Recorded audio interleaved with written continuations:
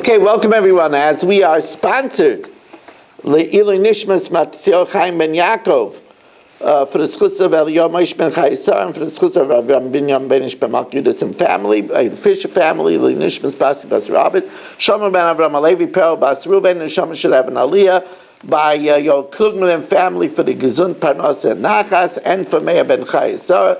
You should have a Refuah Shalem of B'Seg Shachel Yisrael.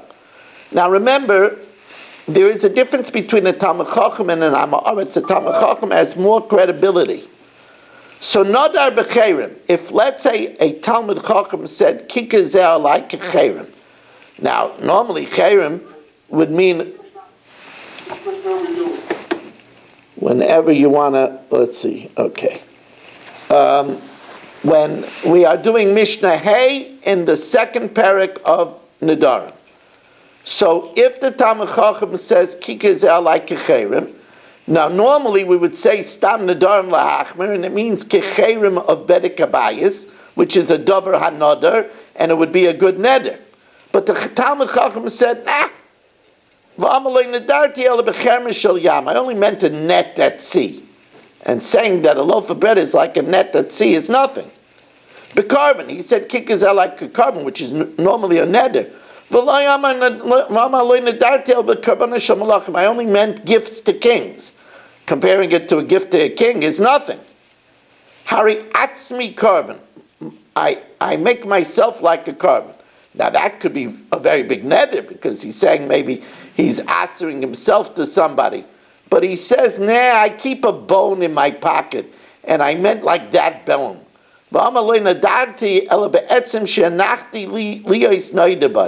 I only meant a bone. I have a wishbone in my pocket. And of course, that's nothing. Or if he says, he says, I make a vow that my wife shouldn't benefit from me. And he says, I meant my wife that I divorced, my first wife that I divorced.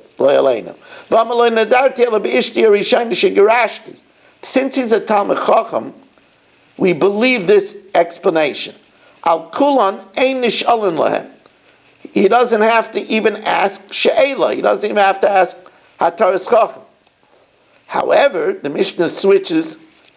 If he's an amaretz, so then an amaretz v'im nishalu. If the amaretz comes to us with such a neder, whoa!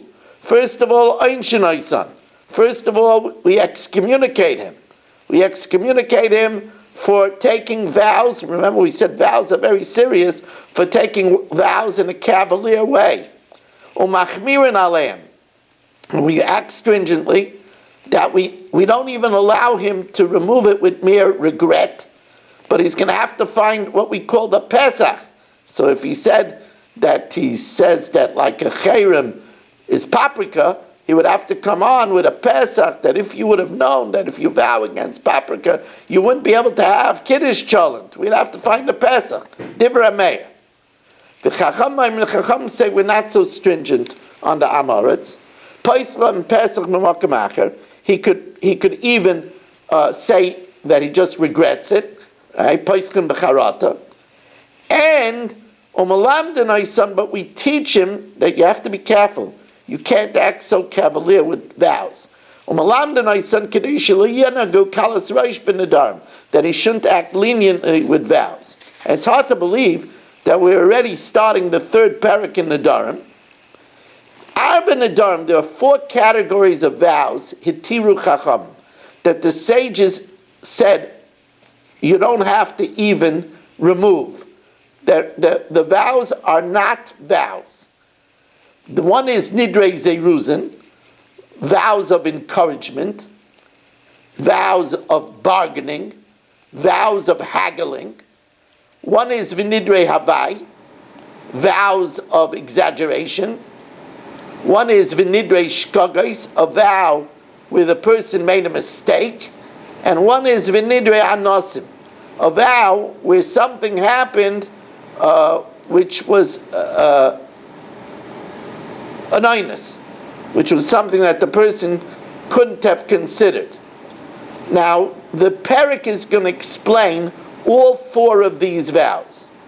For example, Nidrei Havai, if somebody says he makes a vow that there's a reed 100 amas tall. Now, he doesn't mean 100 amas tall. It's an exaggeration.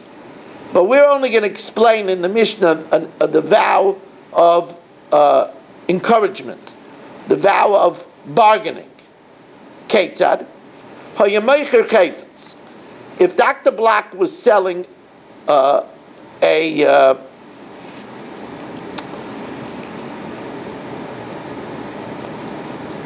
iPhone charger, and remember, in a seller there are 4 dinar and 2 shekel. Each shekel is 2 dinar. Va'amar, and Dr. Black says, Kainim she'eni peiches loch min haseller. He says that I won't give you this charger for less than a seller, which is 4 dinarim. And va'aloimer, and I say, Kainim, I vow, she'eni meisav loch al shekel. I'll give you no more than 2 dinar. Now, Dr. Black only wanted to get me down to 3. Get me up to 3. And I only wanted to get him down to 3. So therefore, when he made the vow of a seller, he never meant it. He was just engaging in bargaining. Shneim reitzim mishleisha dinarim. Both of us are happy with the cost of 3 dinarim. And therefore, he never meant it. He was only doing it to encourage. Rabbi Elazar ben Yaakov Aimer, same way, Rabbi Elazar ben Yaakov says, if I want that Eddie should eat by my house, and I tell him, if you don't come to eat by me, you should be forbidden to benefit from me. So, if I want to convince him to eat by me, Aimer kol neder, excuse me, even if I want to convince him to eat by me, and I say that you shouldn't be able to benefit from me if you don't eat by me, I never meant that. I was only trying to get him to come and eat by me. Even if he doesn't eat by me, I didn't want him to be asur for my possessions. And the Mishnah finishes off, Aimer, we move the comma over here, Aimer, if I say kol neder shani asur lidar hu batel, I give an advanced waiver that any neder that I'm going to make should be nullified in advance. So it is, as long as I remember the waiver when I make the vow. If I remember this waiver at the time that I make the vow, then it succeeds in annulling it ahead of time. We want to really thank you for joining us. I want to remind you that we are looking for a sponsor for the Shir on Parshas Kisisa this week, 718-916-3100, rmmwsi@aol.com. We thank Michal Avram and Ruben Shannon for holding the fort. We thank everybody for taking care of Mariv, and we thank all of you. Remember, Motzei Shabbos, 7:30. Motzei Shabbos, 7:30. Have a wonderful Shabbos, everybody.